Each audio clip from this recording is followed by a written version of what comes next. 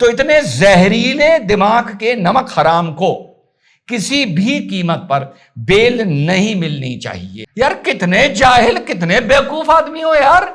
मुझे समझ ही नहीं आता कि तुम लोग के दिमाग में चलता क्या है यार, कि अंदर भरा क्या है, ऊँटनी का गोबर है क्या यार।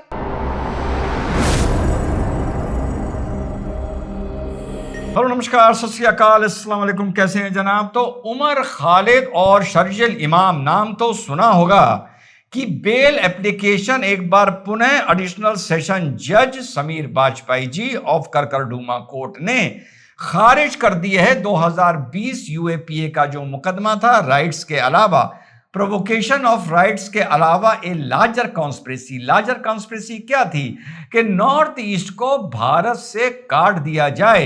अगर 5 लाख मुसलमान हमें मिल जाएं, रेलवे की पटरियां उखाड़ दो, इतना मलबा ईंटें डाल दो, सड़कें ब्लॉक कर दो कि हमेशा के लिए नहीं, कम से कम 2-2.5 महीने के लिए नॉर्थ ईस्ट भारत से कट जाए। साहब, इस बंदे का आप विजन देखिए। 2020 में जो इसने बात बोली थी, कहीं ना कहीं उससे मिलती जुलती बातें शेख हसीना को बांग्लादेश से भगाए जाने के बाद जो वहां पर एंटी इंडिया रेटोरिक और माहौल बना था, कितना बांग्लादेशी ये बोलता हुआ नजर आता था। और चीन भी इनकी कॉन्स्पिरेसी में बड़ा इंटरेस्टेड होता। जो आइडिया शर्जिल इमाम ने शाहीन बाग में खड़े होकर दिया था कि नॉर्थ ईस्ट को भारत से काट दो, और साथ में कन्हैया कुमार को भी लपेटा था, क्यों बेल नहीं मिलनी चाहिए और एग्जैक्ट इसने क्या बोला। इस न्यूज को कवर करने से पहले यह बता दूं कि जैश-ए मोहम्मद के 8 अभी मैं संदिग्ध बोलूंगा क्योंकि साहब अधिवक्ता हूं, संदिग्ध आतंकवादियों को माशाल्लाह एटीएस गुजरात ने और एटीएस मध्य प्रदेश ने पकड़ा है। आप लोग ये सोच रहे होंगे ये पाकिस्तानी होंगे, बांग्लादेशी होंगे, नहीं भाई, ये पूर्णतः हिंदुस्तानी हैं। और ये मूलतः एक काम ये कर रहे थे कि जो जैश-ए मोहम्मद का लिटरेचर था उसको ये गुजराती में कन्वर्ट करके माशाल्लाह जगह जगह लोगों को एजुकेट कर रहे थे। अब ये जो भी एटीएस का या एनआईए की जिम्मेदारी होती है, ये बड़ी थैंकलेस होती है। अगर 8 ये आतंकी पकड़ लिए गए हैं जो भारत के खिलाफ साजिश रच रहे थे, तो बहुत से लोग 55 करोड़ में से 55 करोड़ नमक हराम वाले खड़े हो जाएंगे ये कहने के लिए कि खामखा फंसाया जा रहा है। पर यही अगर कामयाब हो जाए और बॉम्ब ब्लास्ट हो जाए तो फिर कहा जाता है जानबूझ के कराया गया है, या कहा जाता है कि भैया गुजरात का मामला था तो मोटा भाई और मोदी जी कर क्या रहे थे, उन पर उंगली उठाई जाती है। यानो तीनों सूरतों में एंटी एटीएस या एंटी गवर्नमेंट लोगों का इस देश में ओपिनियन होता है। इस न्यूज में अभी फिलहाल इतना ही क्योंकि ये अनफोल्डिंग स्टोरी है। तो चलते हैं और देखते हैं कि शर्जिल इमाम ने शाहीन बाग के मंच पर खड़े होकर क्या बोला था। ठीक सुनिए।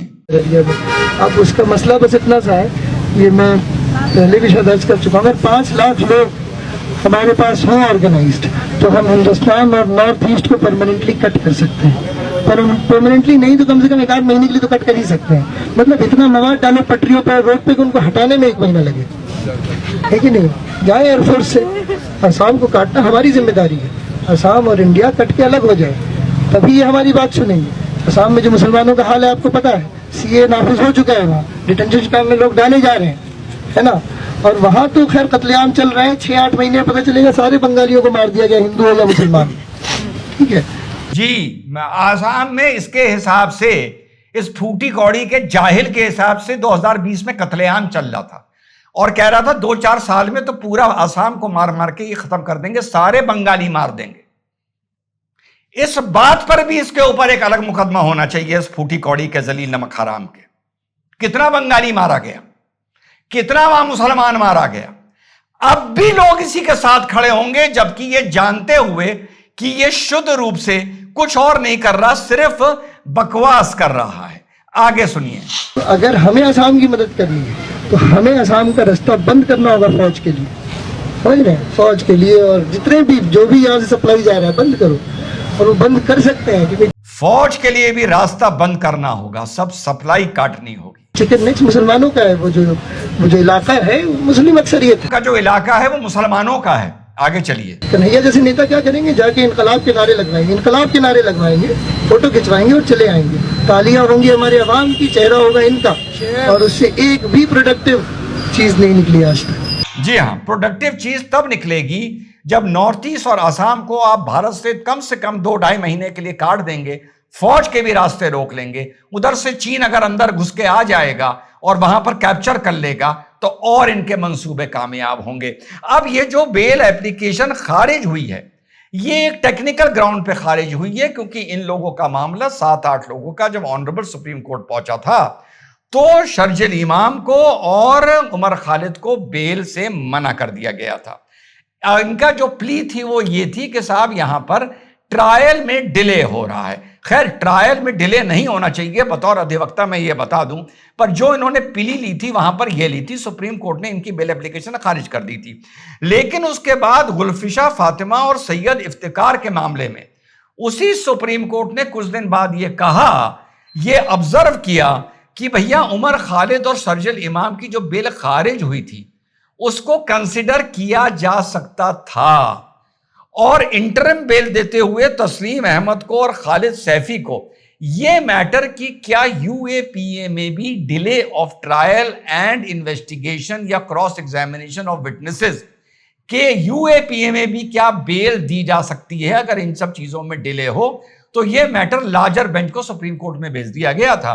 तो एडिशनल सेशन जज ने बिल्कुल सही निर्णय लिया कि जब ये मैटर डिले के दम पर अगर बेल दी जाती है, दी जा सकती है, जब सुप्रीम कोर्ट में ये मैटर पड़ा है, तो मैं इस पर फिलहाल कोई भी ओपिनियन देने की पोजीशन में नहीं हूं।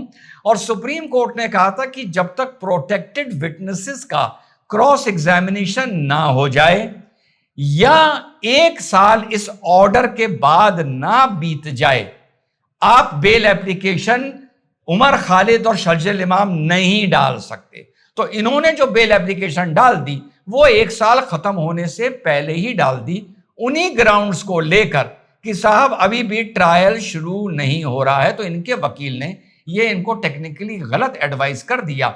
लेकिन किंतु परंतु टेक्निकल बात नहीं, जो बात शरजील इमाम ने सन 2000 में बोली थी, आज नॉर्थ ईस्ट को लेके, चाइना का रुख लेके, शेख हसीना का देखकर, नई जो गवर्नमेंट आई है उसको देखकर, वेस्ट बंगाल की तीसरा रिवर बेसिन के मेंटेनेंस को लेकर जो वो चाइना के पास जा रहा है, अब हालात और सेंसिटिव और संवेदनशील हो गए जितने 2020 में थे।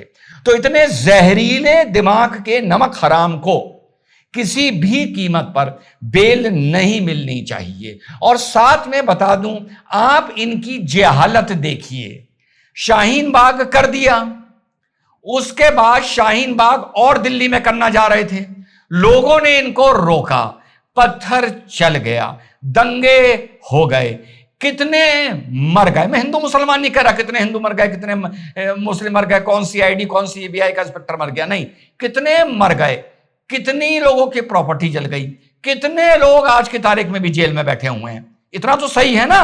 और ये सब ये कर किसके लिए रहे थे कि एनआरसी में हम कागज नहीं दिखाएंगे और आज कागज लिए लिए घूम रहे हैं। हमारे 4 मीनार के सांसद भी कागज लिए घूम रहे हैं, माइक पे अनाउंसमेंट कर रहे हैं कि कागज तैयार रखो, कागज तैयार रखो। तो अरे अगर तुम्हें कागज दिखा नहीं थे मेरे भाई, तो ये सब तुम्हें करने की जरूरत क्या थी जो तुमने शाहीन बाग में दंगा धरना प्रदर्शन किया और बाद में फिसाद हुआ और सब लोग मरे। सीए में तुमको मुसलमानों को कंसिडर नहीं किया गया, एनआरसी के कागज तुम अभी भी दिखा रहे हो और खुशी खुशी दिखा रहे हो। यार कितने जाहिल, कितने बेवकूफ आदमी हो यार, मुझे समझ ही नहीं आता कि तुम लोग के दिमाग में चलता क्या है यार, कि अंदर भरा क्या है, ऊँटनी का गोबर है क्या यार। जय हिंद, वंदे मातरम, खुदा हाफिज।